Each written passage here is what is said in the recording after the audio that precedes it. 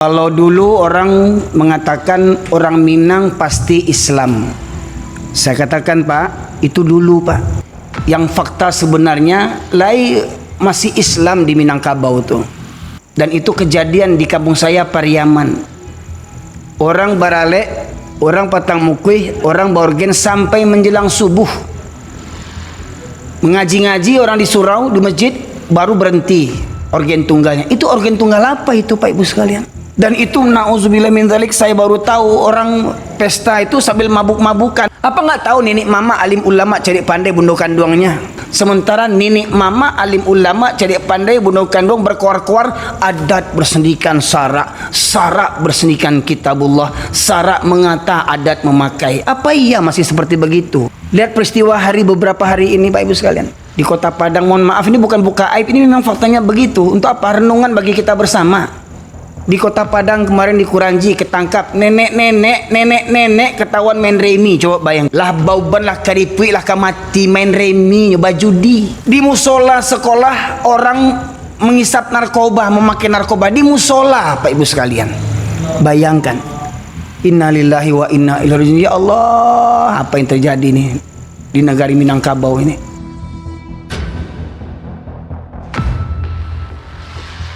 Bapak Ibu sekalian yang dirahmati Allah, seperti mana yang disampaikan oleh Bapak pembawa acara tadi, yang mungkin sebagian para jamaah pernah mendengar ceramah ataupun khutbah Jumat saya yang viral. Itu khutbah Jumat saya di ujung tahun 2021 di Masjid Limo Kaum, Sungai Pua, Bukit Tinggi, yang hari ini dalam kondisi musibah dan bencana. Bapak Ibu sekalian rahmatullah, mungkin juga dalam ceramah saya ketika peringatan HUT KNPI di Batu Sangka di masjid juga, kalau tidak salah Limo Kaum juga, masjid tuanya di situ, masjid aja Limo Kaum. Ya, saya sampaikan di sana, kalau dulu orang mengatakan orang Minang pasti Islam, saya katakan Pak, itu dulu Pak, itu dulu. Orang Minang pasti Islam itu dulu. Kok kini lah banyak orang Minang, bahkan seperti mana kita dapatkan informasi, silakan nanti dicari informasi dari Majelis Ulama Indonesia di tahun 2005 sudah kurang lebih 30 pendeta asli Minangkabau. Itu pendetanya Pak di tahun 2005 ya. Kemudian kondisi hari ini mungkin bapak-bapak yang aslinya Minangkabau, yang saya sendiri lahir besar di Medan, setelah gempa 2009 baru tinggal di Minangkabau di Pariaman, tepatnya kampung kelahiran kedua orang tua saya. Orang tua saya ayah kampungnya di Tanjung Sabar, Pariaman Utara, ibu di Ampalu juga Pariaman Utara, kedua-duanya di negeri Kenagarian Mangguang Bapak Ibu sekalian, Pariaman Kota. Mohon maaf kalau ada yang kurang berkenan. Banyak memang komentar di YouTube, Ustaz jangan buruk-burukkan kampung awak, jangan dandam bana Ustaz orang kampung. Tidak dandam Pak Ibu sekalian, saya ingin menjelaskan yang fakta sebenarnya masih Islam di Minangkabau tuh. Ya. Contoh misalkan ambo lahir gedang di Medan Pak Ibu sekalian, tidak pernah saya diganggu untuk tidur istirahat malam sampai menjelang subuh. Dan itu kejadian di kampung saya Pariaman. Orang Baralek, orang Patang Mukuih, orang Borgen sampai menjelang subuh. Mengaji-ngaji orang di surau di masjid baru berhenti organ tunggalnya. Itu organ tunggal apa itu Pak Ibu sekalian? Kok di kota-kota di Medan dulu, mungkin di Jakarta, Allah alam semoga tidak ada di Pekanbaru ini, banyak diskotik. Kalau diskotik itu Pak, itu dalam ruangan tertutup, mau mabuk orang, mau gimana orang, ya nggak nampak sama orang di luar. Tapi kalau di kampung kita, diskotik itu sudah pindah ke tempat-tempat pesta Pak Ibu sekalian. Coba Bapak Ibu lihat pulang kampung di Baralek, keluarga kita di Minangkabau, pentas organ itu sudah macam diskotik, lampunya tuh berwarna-warni, kelam segala macamnya, musiknya pun tidak karu-karuan ya Pak Ibu sekalian. Dan itu na'udzubillah min dzalik, saya baru tahu orang pesta itu sambil mabuk-mabukan. Pertanyaannya, apa nggak tahu aparat itu? Apa nggak tahu nenek mama alim ulama cari pandai bunuh kandungnya? Makanya saya kritisi itu Pak Ibu sekalian. Bukan saya dendam ke nenek mama, enggak. Bagaimana mungkin bisa terjadi peristiwa pesta seperti begitu, sementara nenek mama alim ulama cerdik pandai bunuh kandung berkoar-koar adat bersendikan syarak bersendikan kitabullah, syarak mengata adat memakai. Apa iya masih seperti begitu? Itu dulu Pak. Lihat peristiwa beberapa hari ini Pak Ibu sekalian. Di Kota Padang, mohon maaf ini bukan buka aib, ini memang faktanya begitu. Untuk apa? Renungan bagi kita bersama. Di Kota Padang kemarin di Kuranji ketangkap nenek ketahuan main remi. Coba bayangkan, emansipasi wanita. Biasanya ajo-ajo yang bampuk di lapau. Di Pariaman tuh biasanya ajo-ajo yang bampuk di lapau. Kini nenek ndak kalah pula main remi. Lah bauban lah karipui lah kamati main remi nyoba judi. Baru kedapatan pula lagi nih kemarin ini.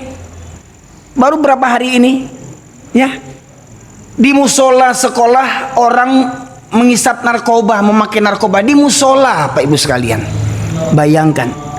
Innalillahi wa inna ilaihi raji'un. Ya Allah, apa yang terjadi nih di negara Minangkabau ini? Ya. Kemarin waktu Galodo yang pertama, Pak Ibu sekalian, di bulan Ramadan sekitar tanggal 5 April di Simpang Bukit Batabuah, Simpang Bukit di Agam Canduang. Galodo yang pertama itu kesan Galodo itu memang mengerikan, tetapi tidak seperti yang sekarang. Kalau Galodo yang pertama di masjid Batabuah itu, yang kalau Bapak Ibu lihat di YouTube ada masjid yang tegak sendiri, yang begonjong itu, ya. Waktu Galodo yang pertama itu masih ada rumah-rumah di depannya itu, bahkan gang untuk memasuki surau itu masih ada. Galodo yang kedua ini semua rumah-rumah di pinggiran surau itu habis. Ya, ini umpama surau Pak Ibu sekalian, ini surau, ini sungai.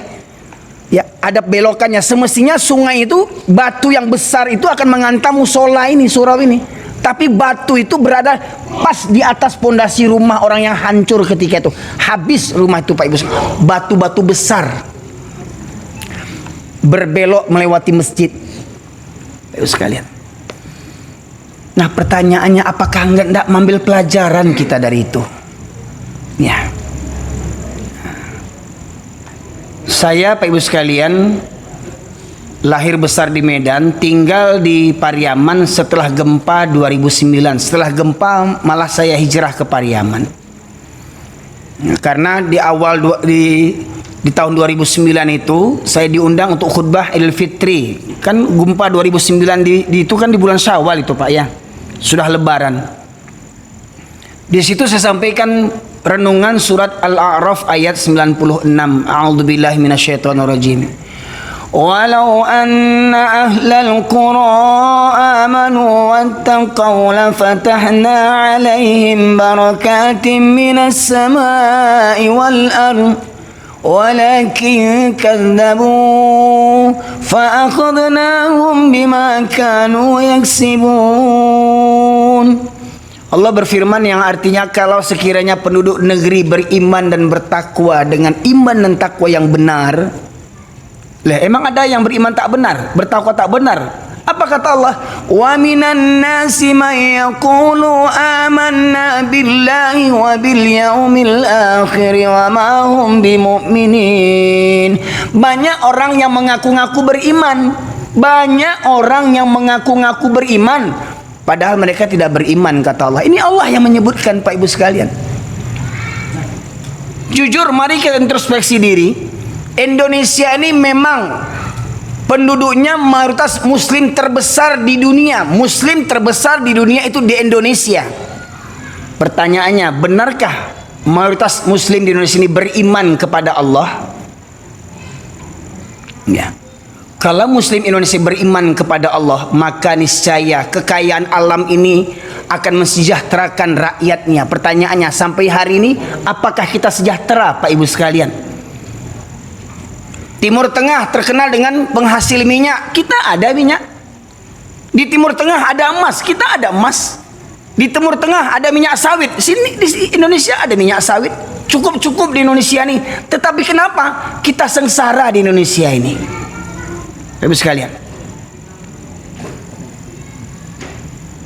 hutang riba, Pak, Ibu, hutang riba, negeri yang mayoritas Islam terbesar di dunia ini sudah fantastis besarnya. 8.000 triliun lebih hutang riba. Dalam Al-Baqarah 279 Allah menegaskan, maka apabila kalian tidak berhenti daripada perbuatan riba itu, maka ketahuilah Allah dan Rasul akan mengumandangkan perang terhadap pelaku riba. Jadi mohon maaf Pak, negeri ini sudah memang layak untuk dimusnahkan, diperangi Pak. Karena kita berbangga dengan pembangunan hebat dengan riba. Mohon maaf Pak, ini bukan cerita hoak, bukan menghasut-hasut, tidak. Faktanya begitu enggak Pak Ibu sekalian? Kita sibuk jangan hutang sama, mohon maaf, jangan hutang sama orang Batak, hutang rentenir, hutang uang beranak. Ya, jangankan orang Batak itu yang hutang beranak, pemerintah aja hutang beranak dia. Ya. Nah, Pak Ibu sekalian, mohon maaf, ini faktanya begitu. Nah, masyaallah muslimin yang dirahmati oleh Allah, kalau penduduk negeri ini beriman dan bertakwa kepada Allah, maka Allah bukakan pintu berkah dari langit dan bumi, kata Allah. Tapi penduduk negeri ini mendustakan ayat-ayatku, kata Allah, maka ku hancurkan negeri mereka dikarenakan ulah perbuatan mereka sendiri. Jadi Pak, Ibu, mohon maaf, kalau ada yang berkoar-koar, NKRI harga mati, NKRI harga mati, tidak akan berubah-ubah lagi. Ayat konstitusi lebih mulia dibandingkan ayat suci. Saya katakan demi Allah, NKRI pasti mati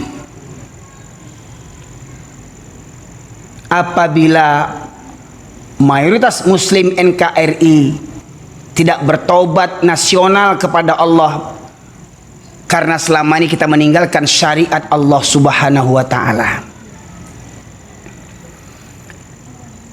Sidang jamaah yang dirahmati oleh Allah, perkara yang paling utama dalam kehidupan kita ini dan paling berat ujiannya Pak, bukan ujian tentang sholat, puasa, zakat, haji dan umroh. Alhamdulillah kalau sholat, orang Islam ini di Indonesia ini banyak yang sholat, walau ada yang sholat seminggu sekali. Kata Buya Hamka, kalau kalian ingin melihat orang Islam, lihat waktu hari Jumat atau lihat waktu sholat hari raya. Orang Islam akan keluar. Orang Islam yang penjudi keluar. Orang Islam yang suka zina keluar. Orang Islam yang suka korupsi keluar. Orang Islam yang suka membawa orang tanpa ada harganya akan keluar. Orang Islam yang benci dengan syariat Islam akan keluar. Tapi kata Buya Hamka, kalau ingin melihat orang yang beriman, lihat waktu sholat subuh. Siapa yang istiqamah menjaga sholat subuhnya, istiqomah dia, ya, maka itulah orang-orang yang beriman. Karena apa? Karena sholat subuh itu sangat berat bagi orang munafik, Bapak Ibu sekalian. Dua solat yang berat bagi orang munafik, kata Rasulullah, ada solat isya dan solat subuh berjamaah. Maka masyaallah muslimin rahmati Allah, perkara yang paling utama dalam kehidupan kita ini bukan mempelajari solat terlebih dahulu. Mohon maaf, ada orang mengajak, mari Pak solat, mari puasa, mari zakat, mari haji, mari umroh, mari berjanggut, mari berjubah. Bukan itu yang utama Pak. Yang paling utama Allah tegaskan dalam surat An-Nahl surat ke-16 ayat 36, Allah berfirman, A'udzubillahi minasyaitonirrajim, Bismillahirrahmanirrahim, wa laqad ba'atsna fi kulli ummatin rasulan an i'budullaha wajtanibut taghut. Dan sungguh kami utus untuk setiap nabi, untuk setiap umat itu kami utus para nabi.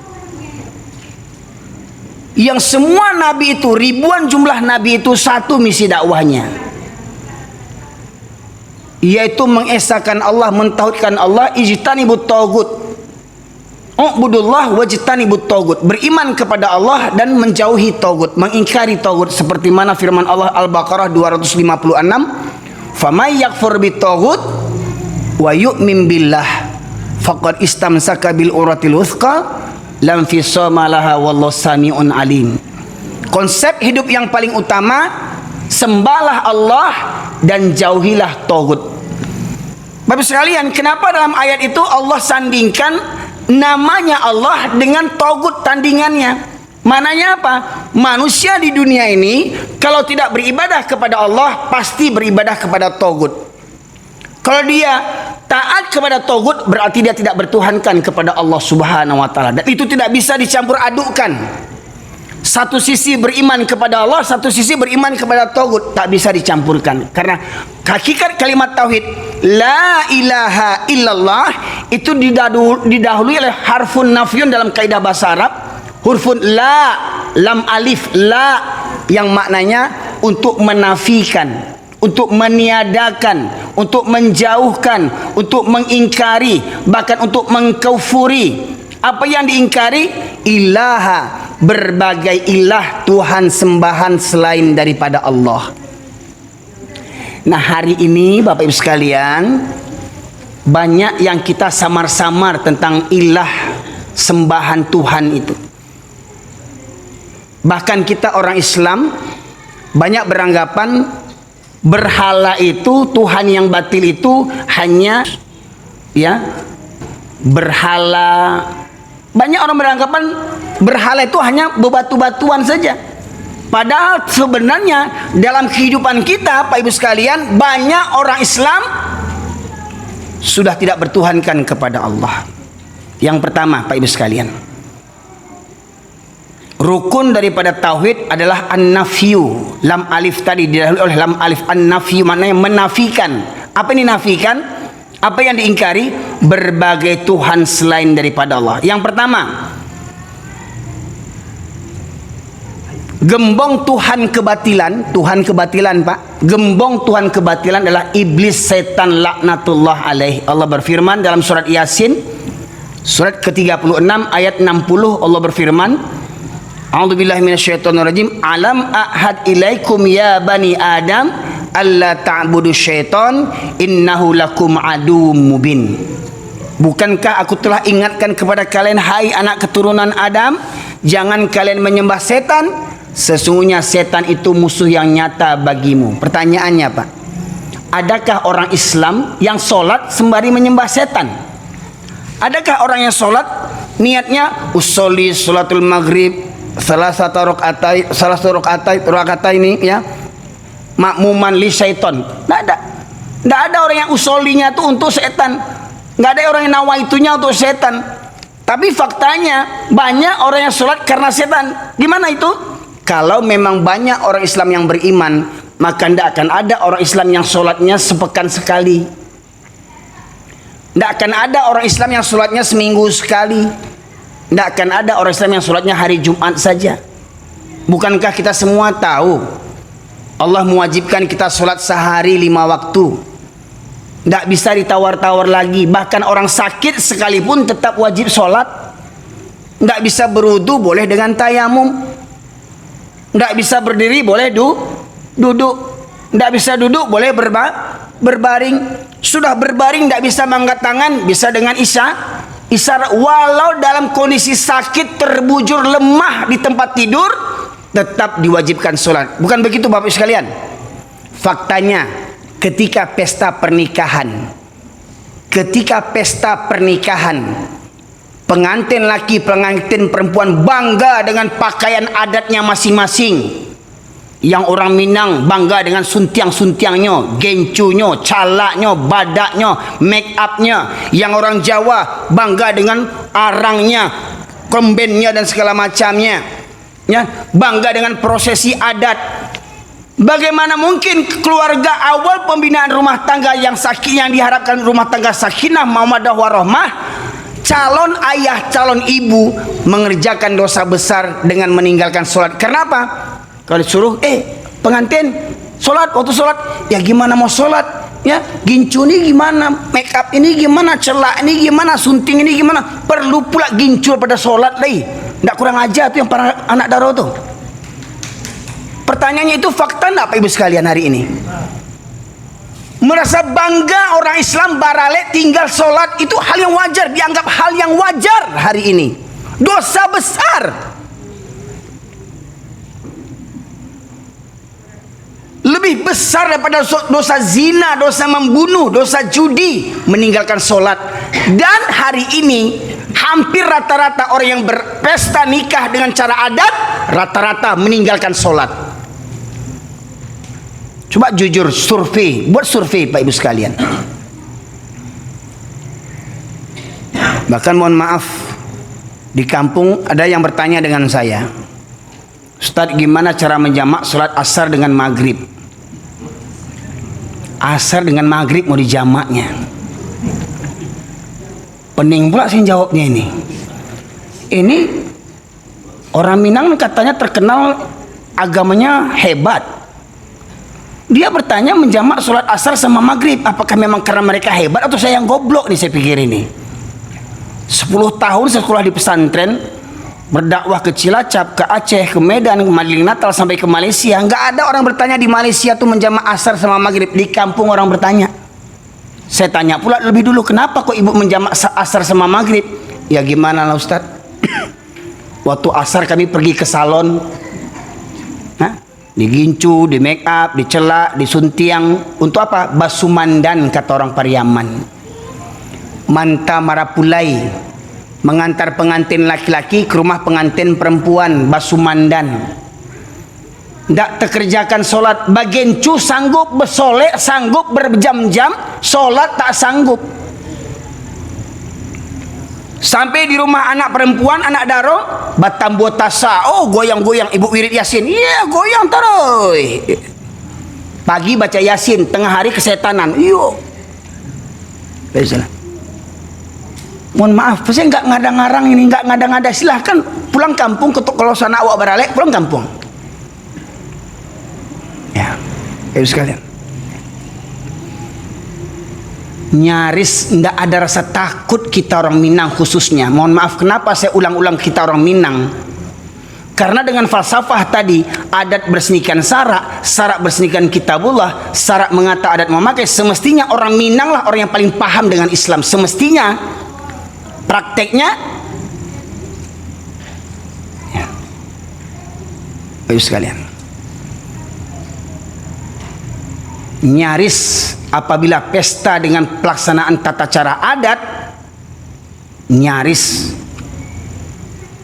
banyak pengantin-pengantin laki perempuan yang meninggalkan sholat tanpa beban, tanpa rasa berdosa. Betul tidak Pak Ibu sekalian?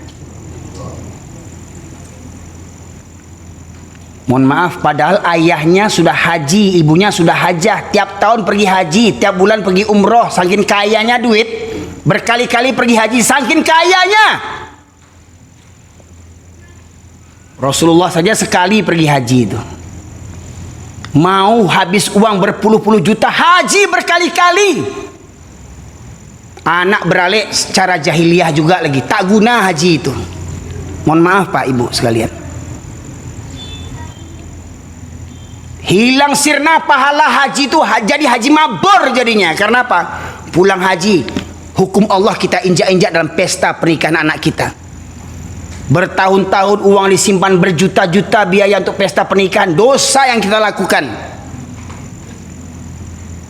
Nikah cara adat, baralek pesta, kalau tidak borgen, kalau tidak pakai musik, wah nanti apa kata orang kampung, matilah orang kampung tuh. Sagan awak, kecik orang kampung kau bangsai bana awak. Sepi pesta, seperti orang takziah. Seakan-akan orgen tu syarat sah nikah di zaman sekarang ini. Coba pilih, coba mohon maaf nih, di antara jamaah siapa yang pesta anaknya tidak pakai orgen, coba.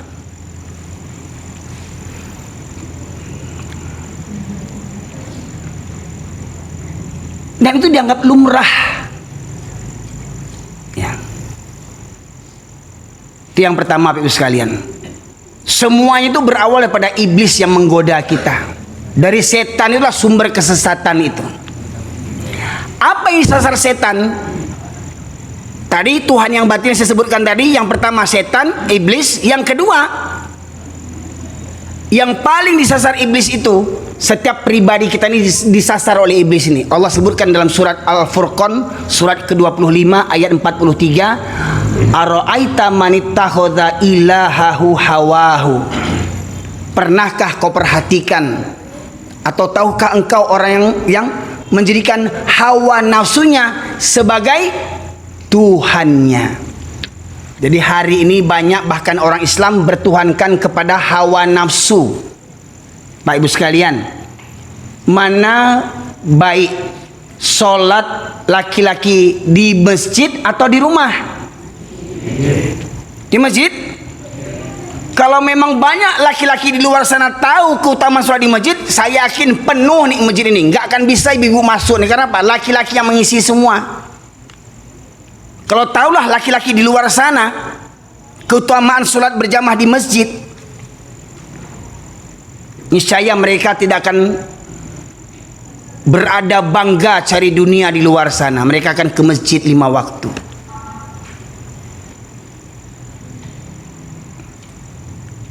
Untuk sholat subuh saja Bapak Ibu sekalian, Rasulullah tegaskan, rakaataini minal fajri khairum minad dunya wa ma fiha. 2 rakaat sholat sunnah di waktu subuh itu lebih baik daripada dunia dan isinya. Masya Allah. Itu baru sholat sunnahnya Pak. Lebih baik daripada dunia dan isinya. Panggale pai ke pasar, belum subuh jam 3 jam 2 sudah berada di pasar dia. Untuk cari apa? Cari dunia. Kaya dia dengan itu. Leta Bali dinyentuh Pajero 100 banyak. Leta bangun rumahnya bantu istana. Indak jo kayo. Jam 2 malam sudah tiba di pasar pusat. Bahkan pasar-pasar sayur itu di Bukit Tinggi Aru Kuning itu, Bapak Ibu sekalian, jam 1 itu bahkan mohon maaf itu pedagang-pedagang tidurnya di luar pinggir jalan tuh untuk menjaga dagangannya. Tidur pinggir jalan dalam kondisi dingin. Sanggup mereka menahan dingin, menahan kantuk, menahan penat demi untuk mengejar dunia. Tapi untuk ke masjid mereka terpedaya Bapak Ibu sekalian. Ini mohon maaf Pak, orang yang paling kaya itu bukan dengan banyaknya rumah mewahnya, banyaknya rumah sewanya, banyaknya kedainya, banyaknya kebun sawitnya, banyaknya pangkat hartanya, segantang emas banyaknya. Enggak, bukan itu orang yang paling kaya. Orang yang paling kaya yang menjaga sholat fajar 2 rakaat, itulah orang yang paling kaya di mata Allah dan Rasulnya. Mohon maaf Pak Ibu, kalau Bapak Ibu kaya di Pekanbaru nih, orang paling kaya Pak Ibu sekalian, Pajero Ibu 100 banyaknya. Belum apa-apa dibandingkan Korun. Belum apa-apa dibandingkan Korun. Oh, kalau Bapak pangkatnya tinggi, jabatannya tinggi di Pekanbaru nih, belum apa-apa dibandingkan Fir'aun. Oh, Bapak bangga dengan pegawai negerinya, belum apa-apa dibandingkan Haman, menterinya Fir'aun. Jadi jangan bangga kita. Karena konsep hidup kita, inna solati wa nusuki wa mahyaya wa mamati lillahi rabbil alamin. Solatku, ibadahku, hidup dan matiku hanya untuk Allah. Jadi hidup mati kita bukan untuk anak istri. Hidup mati kita bukan untuk ayah ibu kita. Hidup mati kita bukan untuk negara kita. Hidup mati kita untuk Allah. Banyak tanpa sadar karena lagu-lagu banyak orang sudah murtad tanpa sadar syirik. Apa contohnya? Ya, lagunya, hidupku hampa tanpa dirimu, aku tercipta hanya untukmu. Nih, saya mantan juga dulu nih Bapak Ibu sekalian. Jangankan lagu Indonesia, lagu India pun saya tahu dulu itu. Ya. Hidupku hampa tanpa dirimu katanya. Terus Allah mau dikemanakan? Nah, untuk apa hidupnya? Apa untuk pacaran aja?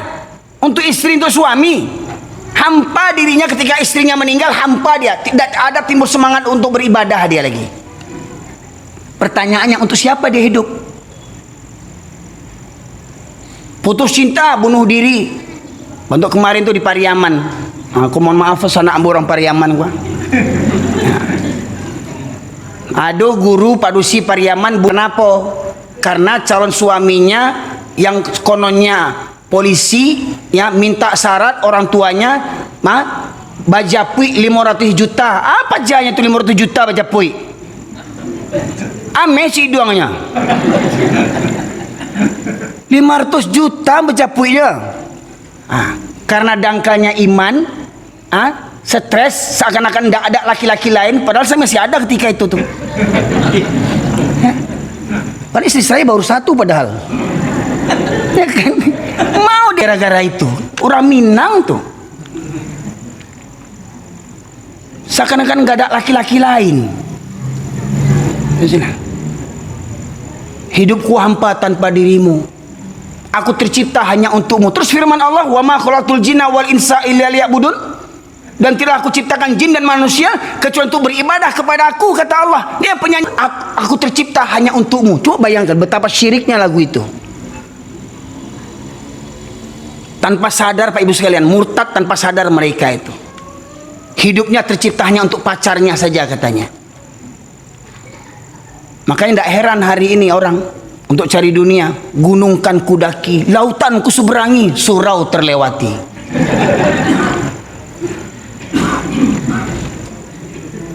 Nah.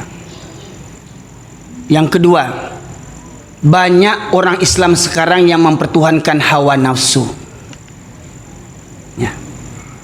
Subuh memang enak-enaknya tidur, tapi apa kata Allah dalam kumandang azan itu? As-salatu khairum minan naum. Salat lebih baik daripada tidur. Yang terjadi apa? Nonton bola, sanggup orang rame-rame ke kedai kopi nonton bola. Mati-matian bangga mendukung Indonesia. Gol. Salat subuh ndak kurang aja tuh. Hebat lo bola daripada Allah le. Kedai kopi rame, kawannya dijemput, kita nonton ya di sini ya, janjian ya. Aduh, saya jemput, nggak ada duit, saya traktir. Begitu dia untuk dunianya. Mau dia bersusah-susah menjemput kawannya, mentraktir kawannya demi sebuah bola. Bagaimana dengan sholat subuh? Berapa banyak orang berteman menjemput kawannya, membangunkan kawannya untuk sholat subuh? Berapa banyak? Mohon maaf Pak, sekarang banyak orang punya klub-klub. Klub Vespa Butut, klub Pajero Kreditan, klub Kijang Jantan, grup Kijang Betina, bangga dengan kendaraannya, bergeng-geng dia. Wow. Ya, pertanyaannya, sanggup klub-klubnya tuh jalan kita touring ke Sumatera Barat, Pantai Cerocok, kita touring ke sana, touring ke sini, ke masjid ada enggak touringnya? Ada enggak mereka touring ke masjid? Antar provinsi sanggup mereka. Maka memang benarlah Pak Ibu sekalian, perjalanan yang terjauh dan terberat bagi seorang laki-laki Pak, itu perjalanan ke masjid. Berapa banyak pemuda sanggup mendaki Gunung Merapi? Ingat, yang meninggal kemarin di Gunung Merapi ada anak orang Riau enggak? Ada kan? Dari Riau sanggup mendaki Gunung Merapi itu, dingin-dingin Gunung Merapi itu, orang laloknya mendaki gunung. Nah, mohon maaf Pak, bukan kita sanang di orang tuh meninggal, enggak, itu itibar bagi apa? Saya pendaki gunung juga Pak, waktu saya nyantri di pondok di Solo itu saya pendaki gunung. Saya masuk tim Sapalah, santri pencinta alam. Bahkan gunung tertinggi di Jawa Tengah itu sudah saya daki tuh, Gunung Selamet. Bahkan saya jalan kaki sudah rutin, itu biasa kami jalan kaki 6 bulan sekali ya. Dari Solo ke Madura jalan kaki 7 hari 7 malam. Kami dah biasa Pak di pesantren seperti begitu ya. Bayangkan banyak pemuda sanggup mendaki gunung, berdingin-dingin, berhujan-hujan. Banyak orang bisa sepeda santai, goes-goes, rombongan pagi-pagi naik sepeda. Ada yang sanggup maraton, lari sana, lari sini, sanggup dia maraton, tapi tidak sanggup ke masjid. Ada kita sanggup mengeluarkan biaya besar untuk kuliah anak kita, kuliah ke Turki, kuliah ke Singapura, kuliah ke Malaysia, kuliah ke Jakarta, kuliah ke Minangkabau, ke Padang, ke Sumbar, sanggup kuliah biayakan anak ke Sumbar, tapi tidak sanggup membangunkan anak ke masjid.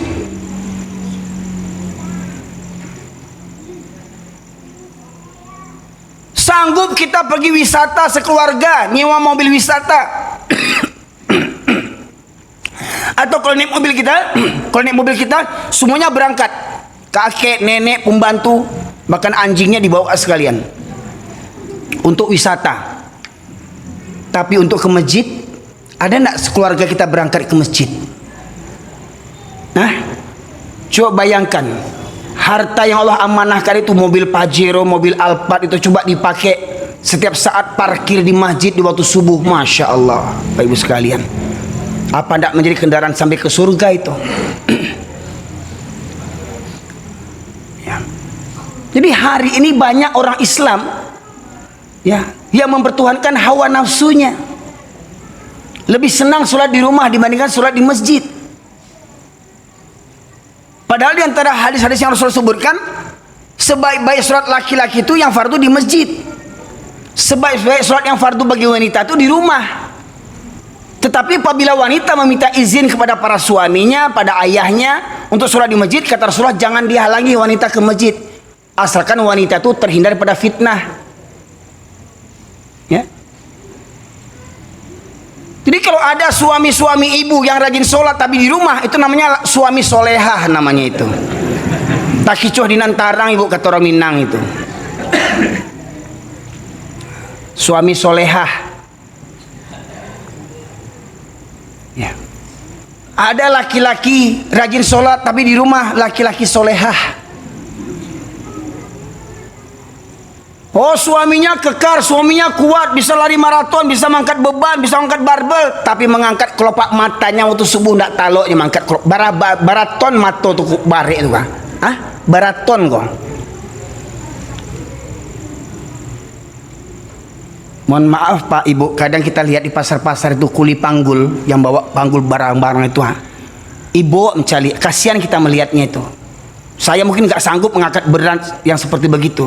Tapi malangnya mereka sanggup mengangkat beban seberat itu, tapi tak sanggup mengangkatkan kelopak matanya, mengangkatkan kakinya, melangkah ke masjid di waktu subuh. Untuk mengajar apa? Keutamaan dunia dan isinya, Pak Ibu sekalian. Orang sanggup pergi ke kantor, hujan-hujan.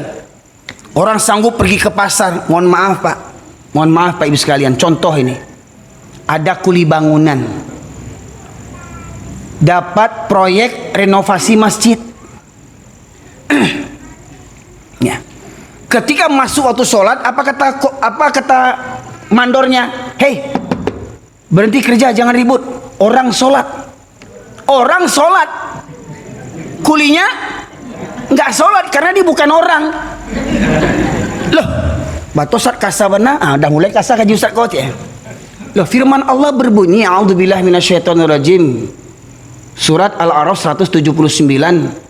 Walaqad dhara'na li jahannama katsiran minal jinni wal ins lahum qulubun la yafqahuna biha wa lahum a'yunun la yubsiruna biha wa lahum adhanun la yasma'una biha ulaika kal an'am bal hum adall ulaika humul ghafilun. Dan sungguh akan kami penuhkan neraka jahanam, kata Allah, banyak dari kalangan jin dan manusia. Mereka yang punya hati tetapi tidak digunakan untuk merenungkan ayat-ayat Allah. Mereka punya hati, tidak ada rasa takut kepada Allah. Mereka punya hati, tidak ada takut karena pesta jadi anak daro, jadi marapulai, tinggal sholat. Tidak ada takutnya meninggalkan sholat. Mereka punya hati, tidak takut sholat seminggu sekali. Ya. Punya hati, tidak ada takut kepada Allah Subhanahu Wa Taala. Walau ma'ayunu la yusiru nabiya, mereka punya mata, tetapi tidak digunakan untuk melihat tanda-tanda kebesaran Allah. Tsunami, gempa di Aceh 2004, hancur negeri pinggiran laut Aceh. Rumah orang kaya hancur, apalagi gubuk derita. Restoran hancur, apalagi Lapo Tua. Lapo Tua, hancur semua. Apa yang masih berdiri? Masjid. Dan Allah ulang lagi Galodo Kepatang di Sumatera Barat. Allah ulang mujizat keagungannya lagi. Air yang kita anggap remeh temeh, air itu, Masya Allah Pak Ibu sekalian, batu sagadang oto tak bawa di air itu. Nah, surau seperti yang saya katakan di Bukit Batabuah tuh Pak, di Simpang Bukit. Kalau Bapak pergi pulang kampung ke Padang misalkan, biasanya orang lewat jalan motong itu di Canduang itu belok kiri, terus ke Simpang Bukit, terus ke Sungai Pua, keluar di Kota Baru. Biasanya begitu kalau Bapak dari Pekanbaru ingin potong jalan itu.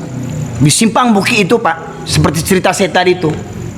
Ya, musola tuh tegak kokoh musola itu.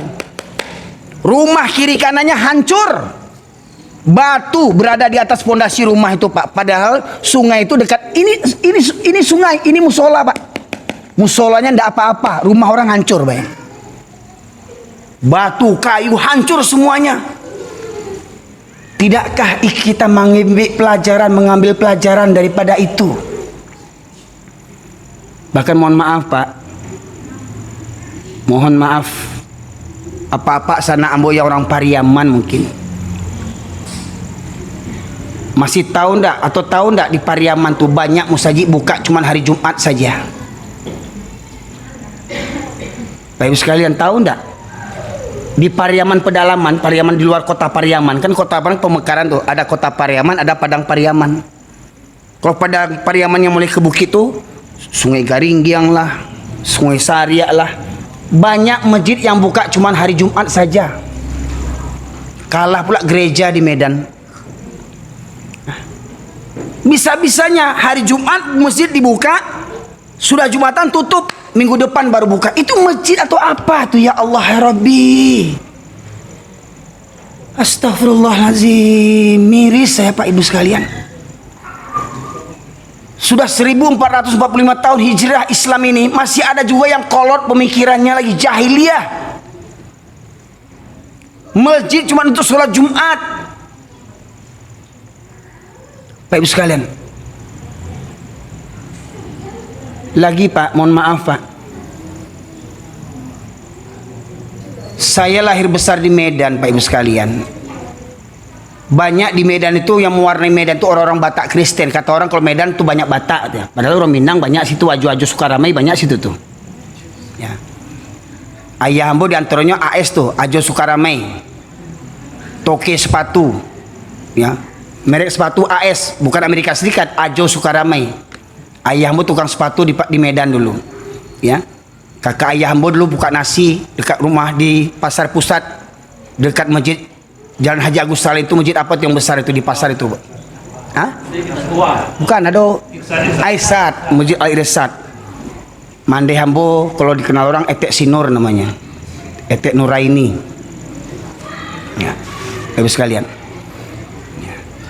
di Medan banyak orang Kristen Batak itu Pak. Mohon maaf Pak, belum pernah saya bertemu di Medan tuh orang gonceng-goncengan sama anjing Pak. Betul kan? Nggak pernah tuh saya tengok subuh-subuh orang keluar sama anjing. Nggak pernah saya lihat maghrib-maghrib orang keluar sama anjing. Ini anjingnya bukan satu lagi, 5 anjingnya. Entah dia yang ngeret anjing, entah anjing yang ngeret dia. Goncengan naik motor dengan anjing, naik mobil semotor semobil sama anjing, sampai nggak tahu mana yang orang mana yang anjing, hampir sama aja perangainya.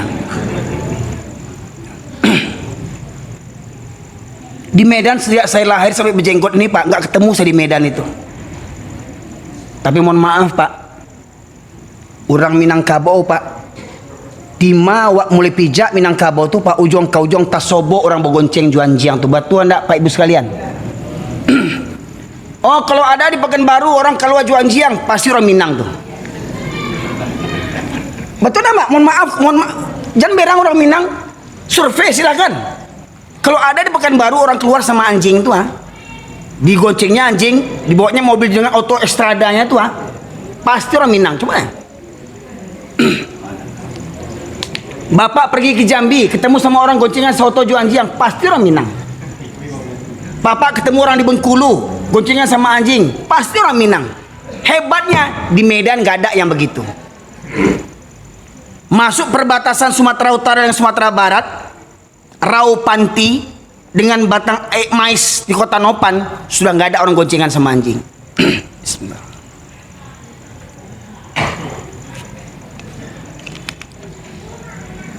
Jadi sekarang kalau bapak ibu ingin menandakan di kampung awak, ketika bapak ibu dari Pekanbaru naik mobil, kalau dulu saya kecil-kecil ke Pekanbaru naik Cindur Mato dulu dari Pariaman dulu. Cindur Mato, ya, naik Sinariau, naik Merah Sari, ya. Gagak hitam dulu kan Pak ya, di Jalan Nangka lo kan rami lo kan, ketek-ketek ambo dulu, ambo ketek-ketek acok ke Pekanbaru lo. Kakak ambo pernah tinggal di Tampan, kini tinggal di Perawang, kini kakak adik ambo di Riau banyak, ambo seorang di kampung ini. Kakak ambo 2 orang di Pakalan Kerinci, 1 di Pekanbaru, 1 di Perawang. Ya, Ibu sekalian. Nah, jadi kalau bapak ibu dari Pekanbaru pulang kampung ke Sumbar, di perjalanan bapak ibu ketiduran. Ya, pas ketiduran, ya, ini saya ceritakan dari Medan, dari Padang dulu lah. Ya, misalkan dari Padang mau ke Medan, naik bis ALS. Nah, favoritnya bis ALS itu. Saya dulu pondok pesantren ke Solo, Pak Ibu sekalian, dari Medan naik ALS 3 hari 3 malam itu. Dari Padang ke Medan naik bis ALS. Di perjalanan ketiduran, sedang asik tidur, kursi itu goyang-goyang. Jauh-jauh. Oh, udah sampai kita di Medan di Spiro. Karena kriteria jalan di Medan itu banyak berlobang, seperti jalan Kejung Batu kemarin itu saya kapan Petapahan nggak tanggung banyak lobangnya, imbang pula sama Medan Riau nih kiranya, ya. Ya. Nah kemudian dari Medan pulang balik ke Padang naik ALS juga, di perjalanan ketiduran, bangun-bangun nampak orang goncengan sama anjing, lah tiba di kampung mah. Jadi menanduan awak tiba di kampung lah dampak orang bergonceng Juanjiang kampung awak tuh. Mohon maaf Pak, betul enggak Pak? Saya Pak ngisi ceramah pengajian dari Pariaman ke Padang Sidempuan naik sepeda motor 9 jam saya. Sendiri naik sepeda motor. Jam 6 pagi dari Pariaman dah keluar tuh geng-geng Porbi itu Pak. Sampai ke Raupanti ketemu juga geng Porbi lagi, bayangkan. Mohon maaf kalau yang nonton di YouTube ini ada orang Porbi, jangan marah sama saya, taubat nasuha. Jangan marah sama saya. Buka pintu hati, buka akal fikiran. Le mengaku orang Minang, orang Islam awak. Bapaluk paluak Juanjiang, membasuh muncul Juanjiang, menyuapkan anjiang. Ya Allah Rabbi, belajar agama orang Minang. Gelas kita ini dijilat sama anjing, nggak cukup dengan sunlight membersihkannya. Itu gelas dijilat sama anjing, nggak cukup dengan sunlight membersihkannya. Dengan apa cara membersihkannya? Dengan tanah 7 kali, baru dibersih dengan air sabun. Itu kalau gelas ini mohon maaf goncengan sama anjing di tengah-tengah nih. Di depan ada anjing 3 pakai Scoopy, ya. Di tengah-tengah yang belakang goncengan belum anjing 2. Anjing lihat kiri kanan, lidahnya julu-julu cok, apa nak muncrat tuh ludahnya tuh. Air liur anjing tuh apa nggak muncrat terbang ke mukanya tuh. Gimana cara wuduknya kalau yang mau wuduk dia? Hah? Cukup dengan air wudhu aja, nggak mempan. Bekubang jokabau, mandi jokabau 7 kali baru bersabun. Jadi baak kepai baburu untuk sholat. Makanya ndak heran orang yang berburu pasti banyak yang tak sholat.